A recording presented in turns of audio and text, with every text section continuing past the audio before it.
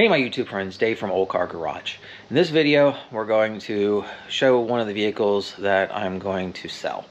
Reason why? Well, if you've been here for a while you've seen this Jeep before, but I've done a lot of work to it and I've enjoyed it and I've had a lot of fun with it, but it's time to move on.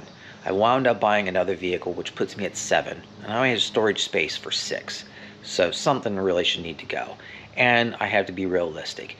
I am a bit of a car hoarder, largely a car parts hoarder, and unlike the days when I was a child and I had Matchbox cars, you can't just simply go out and buy a little holder case and pack them away. One-to-one scale, it's a little bit more difficult than that. So I've decided this is the one I'm going to end up selling. So in this video I'm going to give you a little bit of a walk around, a little more detail on the vehicle. If it's something that you're interested in, I will have a link to my email address both on the screen as well as in the description, so you're welcome to reach out to me. Understand I do have it listed in multiple places, so it may sell before this video. If that ends up happening, I will mark in the description that it's sold.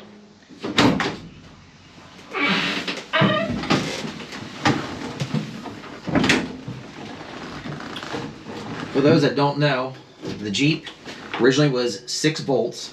It's been converted to 12, but it still has a 6 volt starter, so it tends to turn over pretty fast. Yeah, it's almost instant start. It is a 3-speed with overdrive. I'll go ahead and back out of the shop here.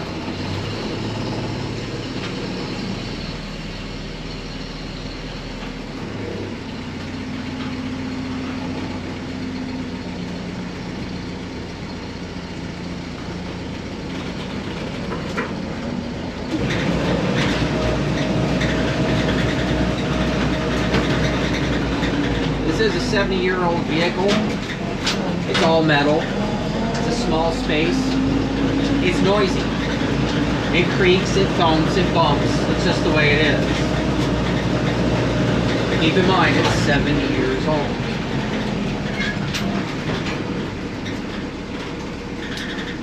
I have completely rewired this. It has a universal kit in it. It's a 21 circuit unit. Has turn signals. They do not self-cancel. It's mounted up here. It also has 4 ways. No reverse lights. But then that's the way it came, with no reverse lights. There we go.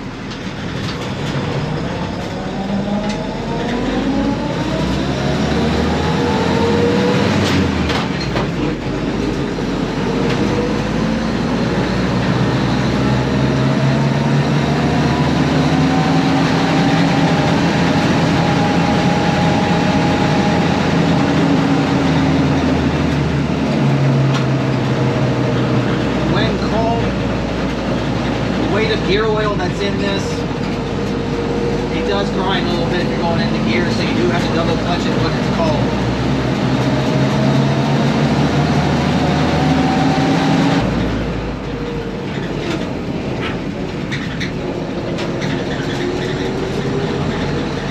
The vehicle does have overdrive. Before you can engage it, have to unlock it, so we're going to do that with this over here. We've now unlocked the overdrive. Down here is where I have the solenoid. You can see it's floating when I'm talking gas, so I know the overdrive is ready to go. I'll get up, hit the solenoid, cut off, and this should be an overdrive.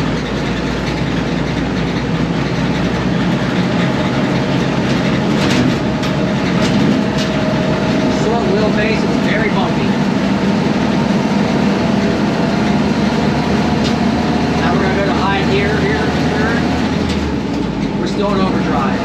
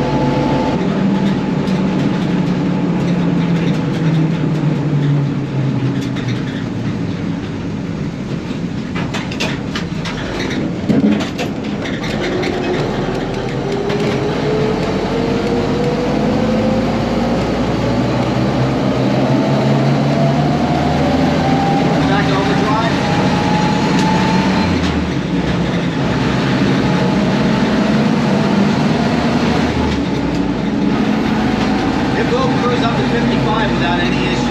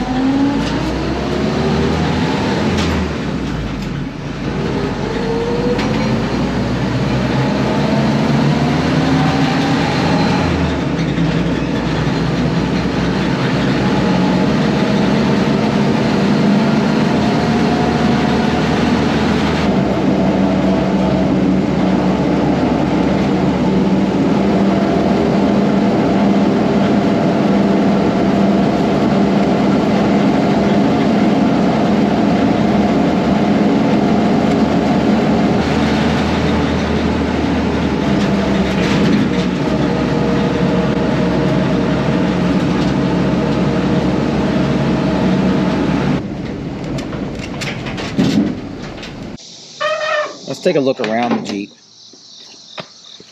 As you can see, it does have a cap. It's unrestored. Much of the body, I've already done a lot of work, but the cap I have not done a whole lot of work to. In fact, I just made some basic repairs across the top. The roof does have paint off of it, and it does have surface rust, but nothing is through, so it can certainly be restored if that's what you want to do. I had originally intended to completely restore this Jeep, but after I put it back together, after having it off on a rotisserie doing all the floor work, I did some road testing, and people just loved it the way it was, so I just kind of kept it that way. It's, I guess you could say, it's patina. So it does have damage. It has old body repairs with pop rivets and the like, but the drivetrain is basically done. Everything's been tested. I do drive this truck. I do drive this Jeep quite a bit. It's very reliable. Starts up almost every time. Does everything I ask of it. But it's a 70-year-old vehicle, so that's the way it rides. It's a very short wheelbase. But as you can see, again, I've done most of the work on this. As far as metal work, I just basically roughed in a lot of the patches because my intent, again, was I wanted to put it back on the chassis because I restored the chassis. You can see underneath that I had chassis painted, everything was scraped and cleaned and painted. I do still have the plate off of it, so that needs to be put back on, but that is included in this. I'll take a look up here so you can see floor pans. They are done. All the supports were replaced where they needed to be. It's all new brakes the whole way around, all new brake lines. That's metal and rubber, new master cylinder. I rebuilt the bell crank. There's a whole video on that. It does have new tires on it. They probably have roughly about 500 miles on them. They are bias plies with tubes. 16-inch steel original rims, which have been powder coated in off-white. Now, one of the other things we're going to do is we're going to go ahead and put this in four-wheel drive. So we're going to go ahead and lock our hubs.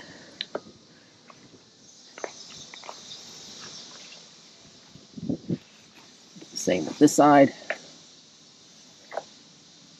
Both of those are now locked in. Give you a look under the hood.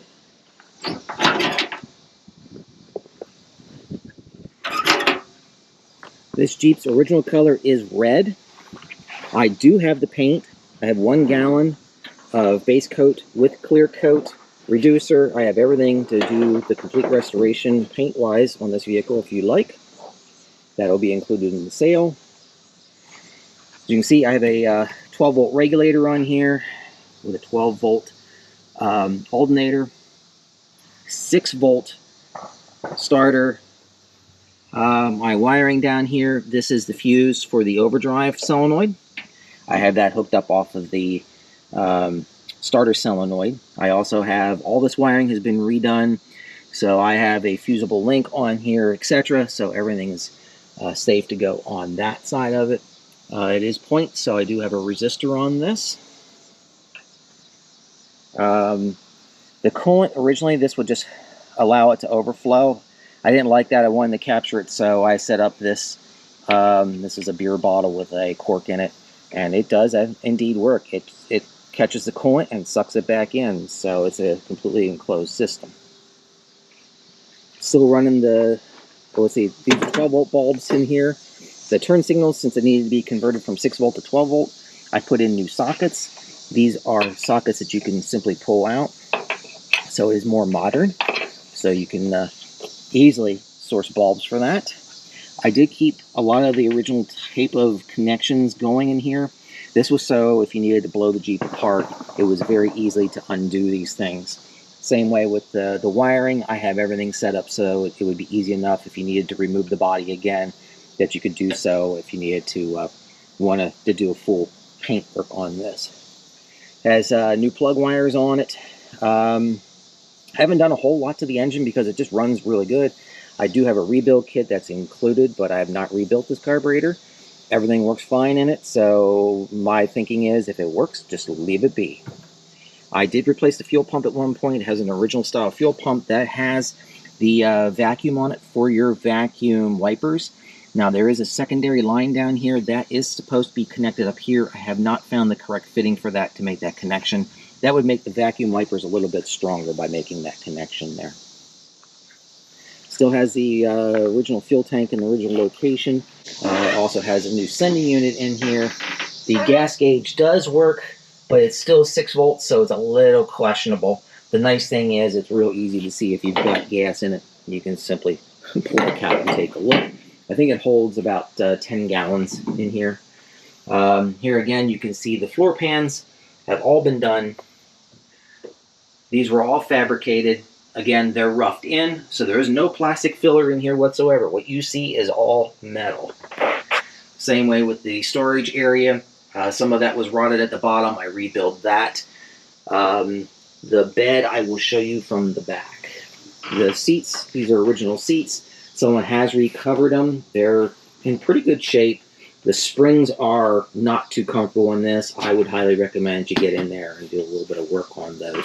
But the coverings are decent. My intent was when I painted this red, I was going to dye these a beige color to kind of look a little bit better. Inside the cap, you can see it's patinaed. It's old. And if you're into that look, I mean, it's just got the right look, but it's easy enough to restore. I do have a brand new reproduction window frame on here. You can see I still left the stickers on. It has new weather strip between the windshield and the body. I do not have that weather strip attached. I have it just sitting in there. I didn't want to drill the holes to attach it until I did all the paint work. These gauges all work. Your charge, your water, and your oil. So those all work. The speedometer would work if you get the correct gear. The gear that goes into the overdrive to run this, it had brass teeth on it. They were all chewed off. To get a new one, I think I sourced it, and it was going to be just around $200. I'm not spending that kind of money. As far as heat, this is out of a Willys wagon, so the switch does indeed work. We'll flip some power on. You can hear that.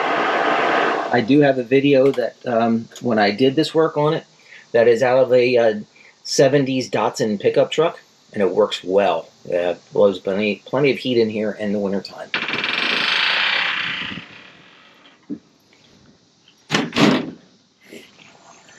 Come to the back. This does have locking hinges on it, so that makes it nice, so it stays up and outright for you. Tailgate, this is your typical tailgate stuff. Everything works, but these do rattle, make lots of noise. They should have some tubes. You used to put bicycle inner tubes over those to keep them from rattling so much. I don't have any on hand. I do have a new repomp tailgate. It just doesn't have the Willys logo in it, but that is also included in the sale. I did put a brand new bed floor in this. Bed floor is more than just the floor. It has cross supports, and it had the metal that ran across the back of this to separate the bed from the cab. So I had needed that when I did the work on this. I was trying to do everything I could to save this original body. This is an original 1955 body. Again, looking underneath, redid all the frame. It has newer exhaust on it. New shocks, front and rear.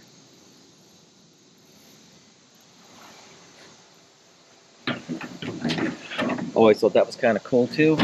That was on here when I bought the cap. I bought this cap over in Allentown area. It had been sitting in a barn, and I was told it came from the Bethlehem steel plant. It was on a Jeep that was on the plant grounds. So if that means anything to you, there's the history on the cap. All right, we're going to close the hood, and let's put her in four-wheel low, and we'll scale the hill.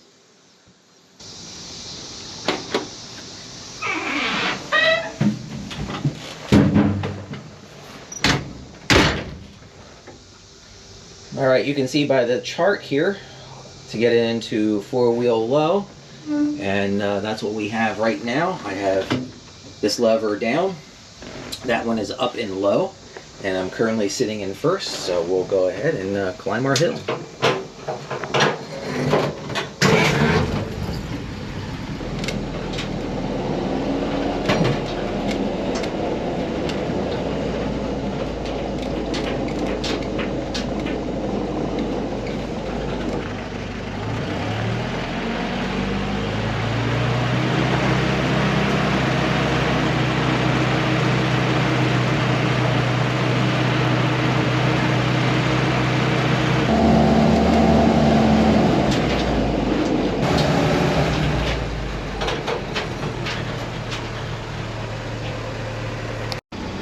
Okay, we're going to take it out of full wheel, so put it in neutral. I already unlocked the hubs.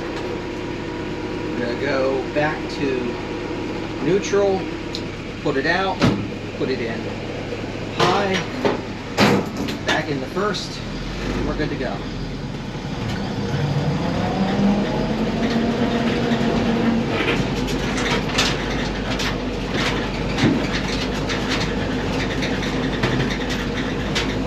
Off-road.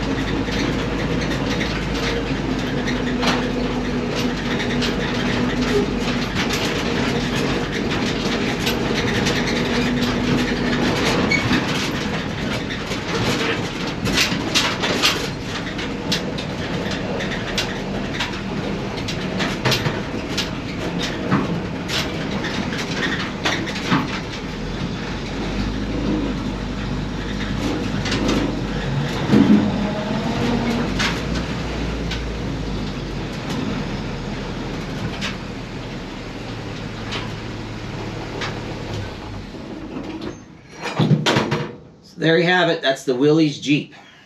So that gets you acquainted with the 55 Willys Jeep. This is the first year for the CJ5.